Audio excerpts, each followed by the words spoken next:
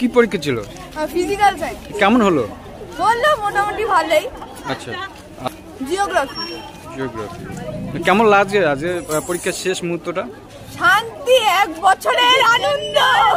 আচ্ছা, কোন school? Falakata Subhash Ghosh high school. একই স্কুল থেকে বললাম। নাম? শ্রেয়া সরকার। আচ্ছা, এমনি ভালো না? হ্যাঁ, বইলে দেয়া পৃথিবীর বাইরে।